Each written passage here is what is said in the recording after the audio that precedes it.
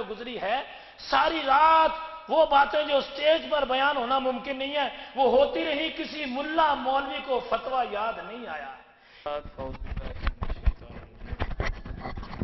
بسم اللہ الرحمن الرحیم۔ سبھی بھائی تھوڑی دیر کے لیے درود پاک پڑھنے۔ السلام علیکم یا رسول اللہ۔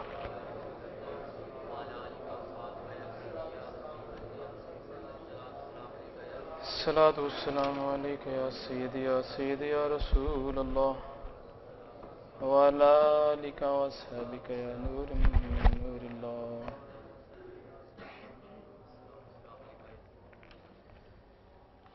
نحمدہ ونصلی علی رسولہ الکریم، اما بعد فاعوذ باللہ من الشیطان الرجیم، بسم اللہ الرحمن الرحیم۔ وَلَوْ أَنَّهُمْ إِذ ظَّلَمُوا أَنفُسَهُمْ جَاءُوكَ فَاسْتَغْفَرُوا اللَّهَ فَاسْتَغْفَرَ لَهُمُ الرَّسُولُ لَوَجَدُوا اللَّهَ تَوَّابًا رَحِيمًا۔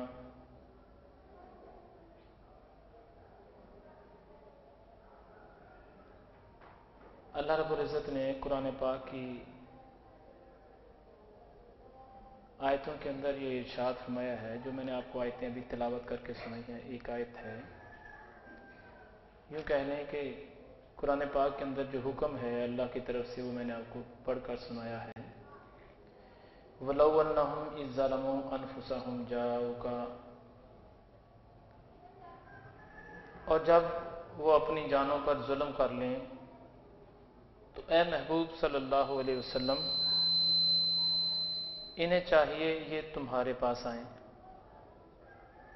امتیوں کو یہ فرمایا جا رہا ہے کہ یہ لوگ جب اپنی جانوں پر ظلم کر لیں تو یہ تمہارے پاس آئیں،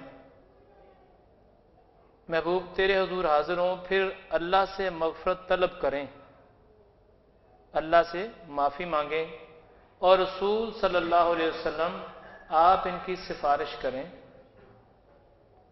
تو اللہ تعالیٰ کو ضرور مہربان اور بخشنے والا پائیں گے۔ آیت کو سنا، ترجمے کو آسان لفظوں میں سنیں۔ اللہ رب العزت فرماتا ہے کہ اے محبوب علیہ السلام، اگر یہ لوگ اپنی جانوں پر ظلم کر لیں تو انہیں چاہیے یہ تمہاری بارگاہ میں آئیں، تمہاری بارگاہ میں آ کے پھر میرے سے معافی مانگیں۔ اے محبوب علیہ السلام، تو بھی ان کے لیے میری بارگاہ میں معافی مانگ، ان کے لیے تو معافی مانگ کہ اللہ تو ان کو معاف کر دے۔ اے محبوب علیہ السلام، جب یہ تیرے پاس آئیں گے تو میں رب ان کے سارے گناہ معاف کر ڈالوں گا جو اپنی جانوں پر ظلم کر کے آئے، لیکن سفارش تو کر۔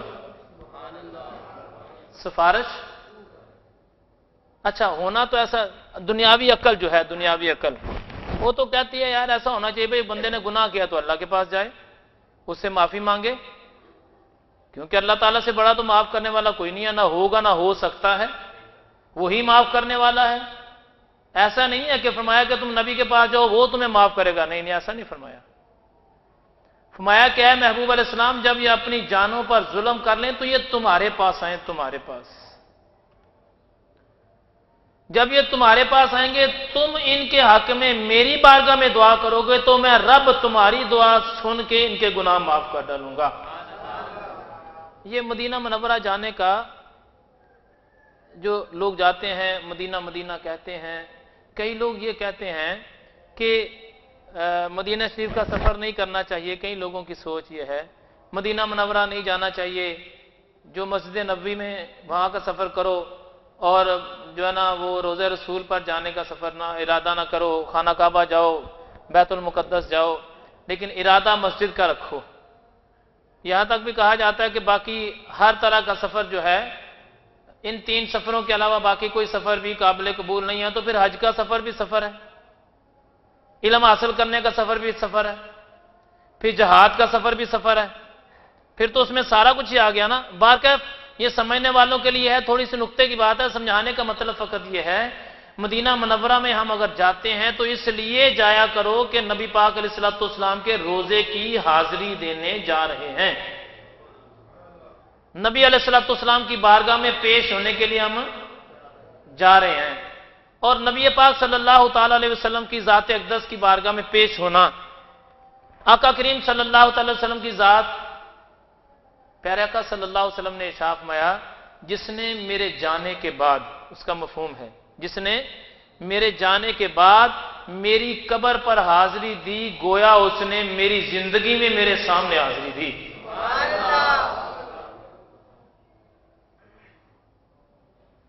जिसने मेरे जाने के बाद मेरी कब्र पर हाजिरी दी, गोया उसने मेरी जिंदगी में, मेरी बारगाह में। अब ये उम्मतियों के लिए कितने बड़े शर्फ की बात है, कितने बड़े इनाम की बात है, कितने बड़े करम की बात है ये। और ये शर्फ सिर्फ और सिर्फ उम्मती को हासिल है, ये फरिश्तों को भी हासिल नहीं है। नहीं तो हदीस पाक उठा के देख लें, नबी पाक अलैहिस्सलाम का इरशाद गिरामी है कि 70,000 फरिश्ते सुबह और 70,000 शाम को रोज़े अतर पर आके सलाम पेश करते हैं। और जो फरिश्ता एक मर्तबा हाजिरी देता है, दोबारा उस फरिश्ते को हाजिरी देने की बारी कयामत तक नहीं आएगी। उम्मती को अल्लाह ताला ने करम देके उम्मती पे कैसा किया कि उम्मती एक मर्तबा, दो मर्तबा, वहां पर मदीना मुनव्वरा में जाएं तो किसी से पूछ के देखें, कोई कहता है मैं 70 साल से आ रहा हूं, कोई कह रहा है मैं 60 साल से आ रहा हूं, कोई कह रहा है मैं 30 से आ रहा हूं, कोई मैं 20 साल से आ रहा हूं, कोई कहता है मैं साल में 2 मर्तबा आता हूं, कोई कहता है मैं रहता ही मदीना मुनव्वरा में हूं। तो ये शर्फ किनको हासिल है? मेरे नबी पाक अलैहिस्सलाम के उम्मतियों को हासिल है। अब सवाल ये पैदा होता है कि हमें ये शर्फ हासिल है कि जब जी चाहे, जब हमारा तो अकीदा है कि नबी पाक अलैहिस्सलाम अगर निगाह करम ना फरमाए तो कोई मदीने जा सकता नहीं है। आशिकों की बात है, अल्लाह की तरफ से जब इजाजत ना हो तो कोई जा सकता नहीं है। वैसे तो रहने को मुनाफिकीन भी तो है ना वहां पर, लेकिन ये उनकी बात हो रही है जो आशिक लोग हैं, जो नबी अलैहिस्सलाम की बारगाह में इसलिए जाते हैं कि हमें कुछ फैज मिल जाए, नबी पाक अलैहिस्सलाम की निगाह करम हो जाए। मदीना शरीफ में जाकर वहां से बेशुमार लोग अपने अपनी अकल और सोच के मुताबिक बातें लेके आते हैं। जो लोग फकर को, फकीरी को समझने वाले लोग हैं, उनके लिए एक बात मैं करूंगा। आप साहब निस्बत लोग बैठे हैं, नबी पाक अलैहिस्सलाम के हरम में जाना हो या हरम मक्का में जाना हो, दोनों जगहों पर, दोनों हरमैन में, ये उन लोगों के लिए बात है जो साहब इल्म और साहब निस्बत हैं, उनके लिए बात है। जो आम बंदा है, जो फकर को समझने वाला नहीं है, वो कहेगा यार पता नहीं बड़ी अजीब सी बात कर गए। लेकिन जो साहब निस्बत लोग हैं, जो फकीरी को समझने वाले हैं, वो इस बात को बड़ी अच्छी तरह समझेंगे। कोई फकीर जो फकर के आला मर्तबे पर हो, कोई गौस जो गौसियत के आला मर्तबे पर, कोई कुतब जो अपने कुतबतियत के आला मकाम पर हो, कोई अब्दाल जो अपनी अब्दालियत के आला मकाम पर हो, और वो अल्लाह उसके रसूल के घर में चला जाए, यानी हरम काबा में चला जाए या हरम मदीना में चला जाए, दोनों हरमैन में से कहीं पर भी चला जाए, गौस अपनी गौसियत की, वली अपनी वलायत की, अब्दाल अपनी अब्दालियत की, ये पगड़ी उतार के बाहर रख के फिर अंदर दाखिल होते हैं। अंदर ना कोई गौस है, ना कोई कुतब है, ना कोई अब्दाल है। मेरे नबी की बारगाह में भी ऐसा ही है। ऐसा नहीं है कि अंदर भी गौस और कुतब अब्दाल है, वहां पर नहीं है। ये अपनी गौसियत की पगड़ी, अपनी वलायत की पगड़ी, अपनी अब्दालियत की पगड़ी, यानी अपने मकाम की पगड़ी उतार के बाहर रख के जाते हैं। अगली बात भी सुने, वापसी पर मिल जाए तो ठीक है, ना मिले तो जोर कोई नहीं। हाँ, ये भी बात गौर से सुने। वापसी पर मिल जाए तो ठीक है, ना मिले तो जोर कोई नहीं। लेकिन क्योंकि वो रब्बुल आलमीन है, वो रहमतुल लिल आलमीन है, वो ऐसी जात है, मेरे आका की जात ऐसी जात है कि वो 2 फूल लगा के वापस करते हैं, रखते नहीं है। वो 2 फूल लगा के, यानी तरक्की प्रमोशन देकर वापस करते हैं। लेकिन यह बात भी याद रखें, अगर वहां से वापस ना मिले तो कोई दे सकता। सारी दुनिया के फकीर मिल जाए और मेरे आका करीम अलैहिस्सलाम उसकी वलायत की पगड़ी रख लें, खुदा की कसम कोई नहीं दिला सकता उनको।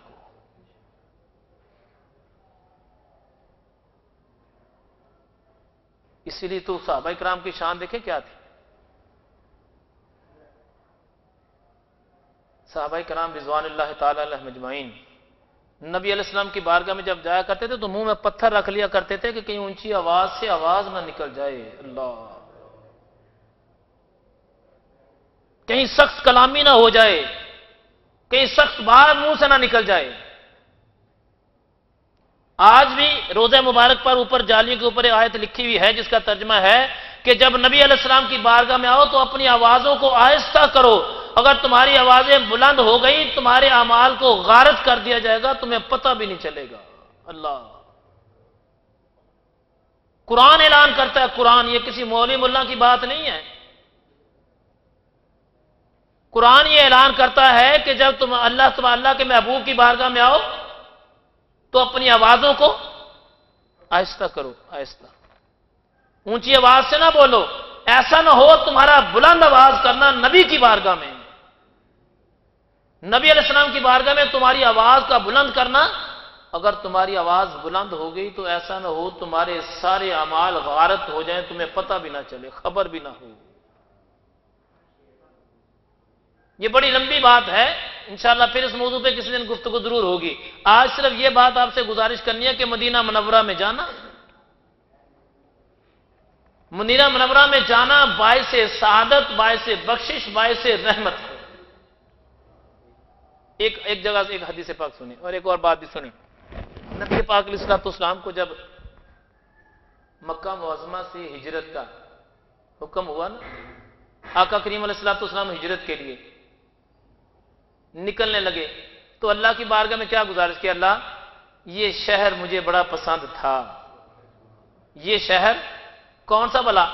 मक्का। ये शहर मुझे बड़ा पसंद था, अल्लाह तूने अपनी मर्जी से मुझे ये शहर छुड़ाया, अब जो तुझे पसंद है मुझे वहां पर भेज दे। अल्लाह, मक्का और मदीना की अजमत देखे। ये शहर मुझे बड़ा पसंद था, अल्लाह तेरे हुक्म से तूने हुक्म कर दिया कि छोड़ दे इस शहर को, अल्लाह मैं तेरे हुक्म पर छोड़ने के लिए तैयार हूं, लेकिन सोनिया मुझे वहां पर भेजना जो तुझे बड़ा पसंद है, पूरी रूह जमीन से जो सबसे पसंदीदा जगह मालिका तेरी है, मुझे वहां पर भेजना।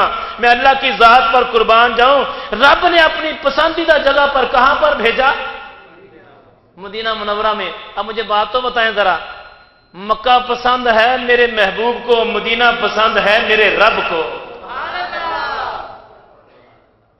मक्का पसंद है मेरे महबूब को और मक्का मदीना पसंद है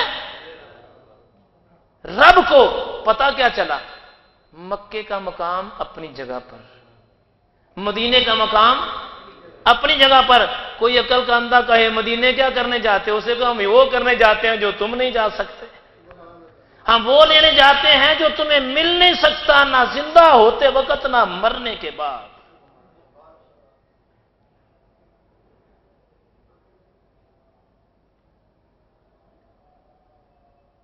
हजरत इमाम मालिक अलैहि रहमा मदीना मुनव्वरा में रहते थे। पेशाब की हाजत होती थी, मदीना तैयबा से बाहर जाया करते थे। अल्लाह, अदब देखें, मदीना मुनव्वरा से बाहर जाया करते थे।